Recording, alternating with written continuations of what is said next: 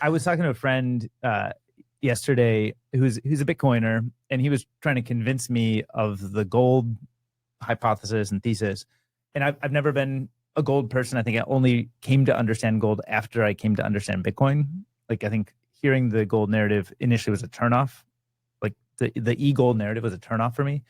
I think I understand them both a lot better now, but I feel like gold has these problems with it that we have, custodying it, and quantity is particularly challenging, and transferring it and stuff. Yeah. But this friend of mine was mentioning that it may be that instead, a lot of what we talk about is trying to help people understand Bitcoin and the philosophy and what it's all about, and why it's not purely a technology, and that it's different than all the rest of these kind of, crypto things. And, I thought maybe like there's a different framing that would help people kind of on board, which is if people understood gold better and then understood the bugs. But I don't know, I don't feel like there's a lot of at least in the last, let's say, decade, there hasn't been a lot of discourse about gold. But I think in recent years, there is. I think in the last couple of years, it's been one of the better performing assets. I don't track it super closely, but it has outperformed Bitcoin the past 4 years. Has it? The past 4 years, it's outperformed Bitcoin. We talked about this a month ago, and it's even outperforming it more now because it's all-time high. Right, but it's easy for. I think it's easy for like sovereigns to buy gold. It's probably not easy for sovereigns to buy Bitcoin, both from like logistically and I think there's a lot of gold getting repatriated these days, where which is kind of like maybe portends war and stuff like that. But by the way, sorry, just really quick question on that. Are there any companies that specialize in just helping sovereigns acquire and custody their Bitcoin? I mean, I guess Coinbase could do it. Other companies could be like, is there anyone that's what they're focused on? That seems like a great business. I'm not aware. I assume anybody who does, we should ask Alex. Coinbase. Yeah. Like whether he's considered it or if he knows of others. Yeah. If you're out there doing that, Alex Leishman. It's a good idea. Right. From River. Yeah. But if you have this as a great performing asset, you can kind of predict that all the sovereigns are going to continue to buy gold. You would think they're going to buy Bitcoin someday. Maybe some of them are, but like maybe you don't have as much IMF challenge. Maybe just have it's more standard in a sense. It's easier for people to understand. You don't get fired for buying, whatever, gold. IBM or gold or whatever. So I wonder if actually just coming to a deeper understanding of gold, and it's like exciting again. I guess I didn't realize the last 4 years it's outperformed Bitcoin, but it's like exciting in a way. Does that draw in a bunch of attention that then gets people excited about gold? And then you come to learn more about like the problems and challenges and the opportunities with digital. I'm surprised we haven't talked about this on the show. In my mind, to me, the whole digital gold narrative is like I've been told so many times, because within Bitcoin circles, I do think it's like I think it is the one of the best ways, if not the best way, to like help people understand the potential value of Bitcoin in the future. But that's if you believe in gold, then digital gold makes sense. And that's so the other point I was going to make is I think I forget if you said this pre-show or not. Maybe I'm making it up, but it's the chip. It's the chip talking. Is this a good story to narrative for like Silicon Valley big tech people? And I think no, unless it's maybe what you just said here, which is like first educate big tech on why gold and then why Bitcoin, because my experience with tech people is that they don't understand gold. And my own personal story, like I initially did buy, like a long time ago, I bought some gold because I was at the 101 level of investing, and like I found a bunch of sites and they're like, yeah, you should have a portion in gold. I'm like, all right, I'll just follow that advice, right? and then the next step was, well, the Warren Buffett thesis, which is like gold's stupid. It's a non-productive asset. There's no yield. It doesn't earn anything. It's stupid. And I'm like, that's true. You pay people to dig it up, and then you pay people to put it under. Right? I'm like, it is non-productive. It's stupid. So then I sold all my gold, and I actually wrote up like a 6-page, memo on like why it's so stupid to invest in gold. For who? It's just I He shared it shares with it with his friends. I think I friends, yeah. shared it with you. I think I said, yeah. I'm Steve impressed. does This these is- like this private writing. And I've never gotten the memo. I would like to read a this is private before, Steve before I, memo. before I met you, Max. So, Yeah, okay. I'm happy to share it with you. Actually, I'd be curious. It's kind of funny now because Yeah. then and then I we followed. should live read it. Yeah, man. but and then like similar to DK's path, then I got into Bitcoin and then I understood gold. Same. So I actually think the average tech person, they are not invested in gold. They don't get gold. They sort of have the Warren Buffett view on it. So I think selling them on Bitcoin through that lens out of the gate is a non-starter. So instead, and maybe what you're hoping to do, like we can explain why we now think gold has had value for thousands of years and why it still like is valuable today, that it's not just a bunch of stupid investors or people holding it. And then what are the characteristics of it that make it quite unique? And then be like, oh, Bitcoin actually has almost all of those characteristics and even more. Right. So are you wanting? Is that what you were hoping to walk through? I mean, Gold plus. kind of, yeah. I mean, I wouldn't say I don't claim to be a gold expert. Gold just, bug. Just DK is the gold bug Exactly. on the show. I had a chat with a Do you friend follow with yesterday. Ron Paul? Actually, to be honest, I don't own any gold, like zero. So I'm not saying I'm bullish on gold, and I just don't really. I don't have much of an opinion about it. But this friend was pointing out to me that there's a lot of people who are paying a lot more attention to it today and are getting excited about gold because of the nation states are getting excited and they're repatriating it, and it's outperformed Bitcoin, I guess. I didn't realize it was. He mentioned the last 2 years, but you're mentioning the last 4 years. But I think there's. I mean, you have to cherry pick the time frame. Yeah. When Bitcoin was 60K in 2021, then that's 4 years. But people who are not thinking about Bitcoin are thinking about gold, and they're just watching. His example was the last 2 years. It's been this fantastic run, I guess. And so he's like, why wouldn't you talk about that story? Because like it's obviously exciting to people when numbers go up, right? And instead of explaining Bitcoin, is there an opportunity to get people who are neither educated about Bitcoin nor gold to kind of use gold as an on-ramp to understand effectively the simple way I think of it now, which I've kind of always believed and had concern with, is like, if you believe that your government is here to serve you, then you don't need gold. But if you believe there's anybody in power who may have misaligned interests, then gold is your way to protect yourself from the misalignment. Yeah. Well, go deeper. Imagine, I think this is a great question. Hey, I work at Google. I do tech stuff all day. The rock people are dumb. Why are they not dumb?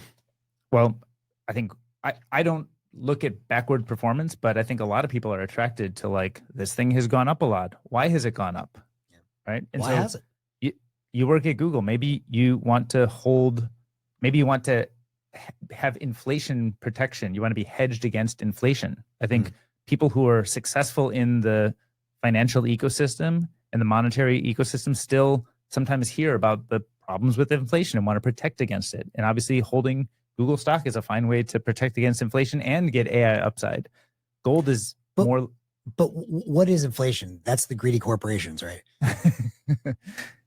I'll give my here's my current view on investing. I mean, we can talk about the properties of gold, which make it a unique asset. We can do that, but also like I'll start with my own why to invest in gold. I think for your average tech person, you shouldn't put like a quarter of your portfolio in gold. You're actually basically fine if you own no gold. You're not like a complete idiot and missing the boat on something. I think buying a like 1% or even like 50 basis points of your net worth in gold and actually self-custodying it.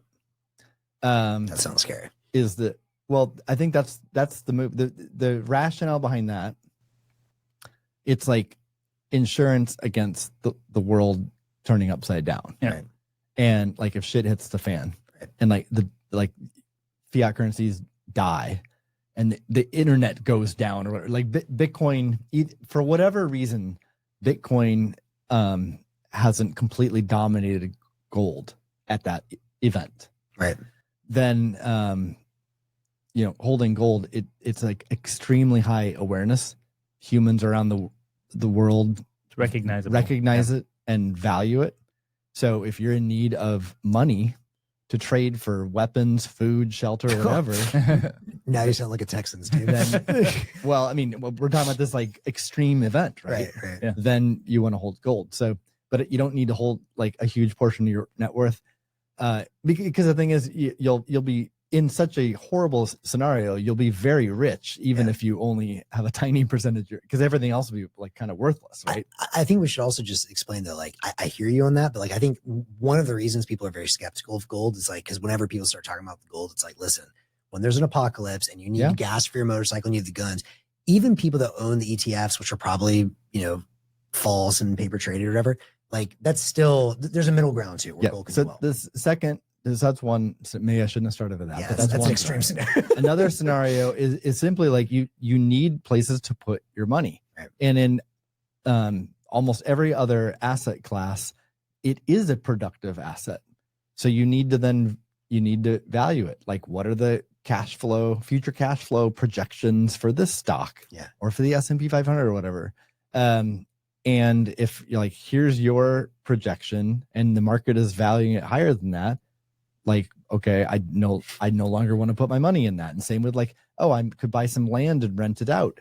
But if the math doesn't work out where it makes sense for the rent prices, then I can't put my money there either. Right. And then like CDs and bonds, and like, if I can't put my money anywhere because none of that makes sense, where do you put it? Well, you can put it in a store of value that's independent of all that, independent of the nation, of all that stuff. And so it's like gold has been a unique asset class for that reason until the emergence of Bitcoin. And now Bitcoin is that alternative with similar properties.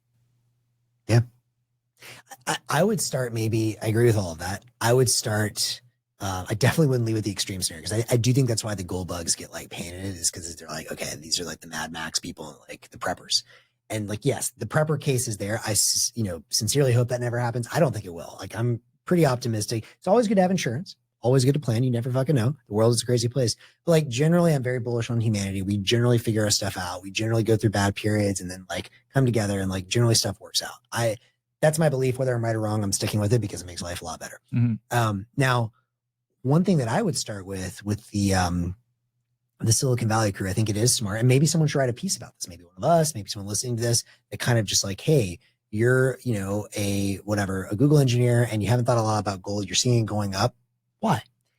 The thing I would start with is actually the photo here in Presidio Bitcoin. I had my LP call this week. I had a couple folks come in person, and it's really funny. Shout out to Maurice and Ben if you're listening. But it's funny because Ben in particular, I can tell like they're open-minded. They thought the thesis was cool, but like I'm literally watching them join, particularly Ben, and I mean this in a very good way, join the cult in real time.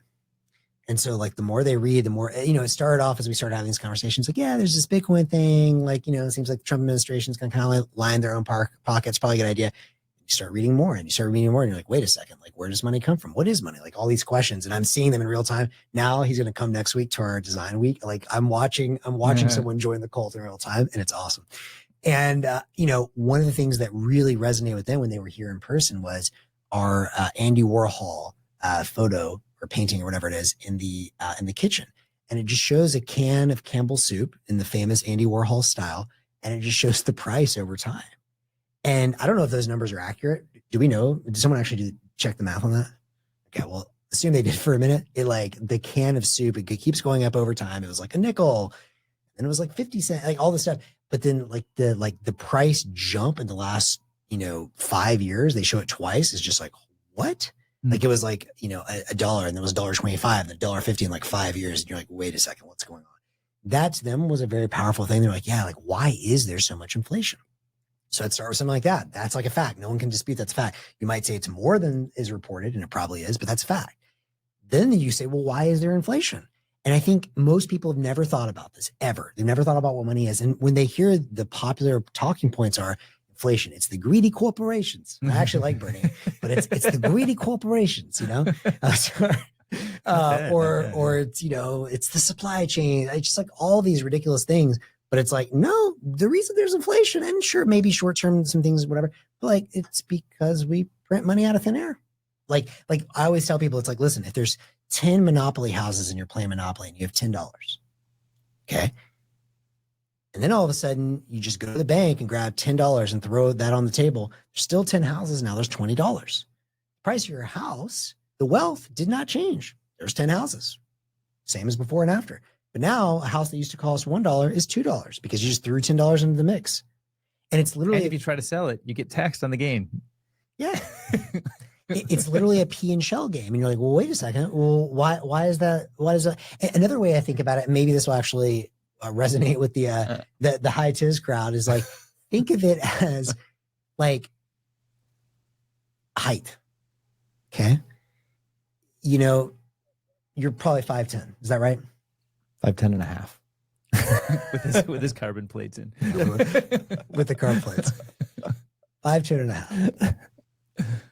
If you came in tomorrow and I measured you again and you haven't changed, you're 5'10" and a half. That's what you've been probably your whole life.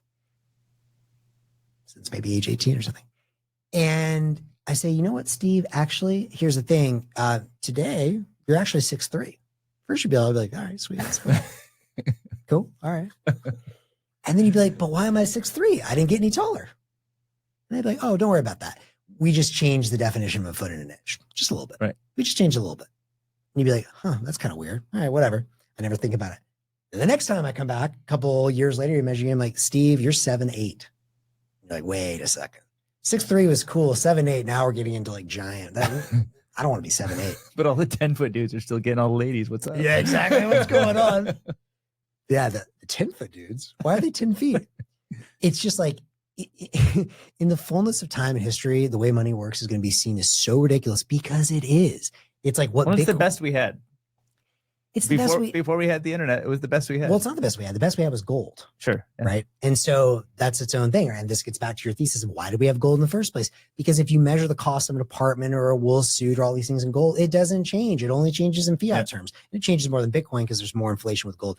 Anyways, but like one way that I've explained this to the engineer types that really resonates is imagine, you know, if you're a scientist, there's a metric system, there's meters, there's Kelvin, there's systems that we use to measure things because we're doing science. And if I were out there telling you, actually, here's the thing, we're going to keep doing science, I'm just going to kind of slightly change the definition of a Kelvin or like of a meter every day. You'd be like, that's insane. Right. Because it is insane. But that's what we do with money. So Bitcoin is the metric system of money, full stop. It's like a standard unit of account for money. It's a metric system for money. It's a great way and gold has been that for thousands of years. Yes. Imperfect, but by far the best thing that humans discovered throughout our history. Right. And now we have developed the perfect system for measuring money, measuring wealth. Closest to perfect. I mean, we'll see. Who knows? Maybe something far from the future one day will even replace Bitcoin. But for now.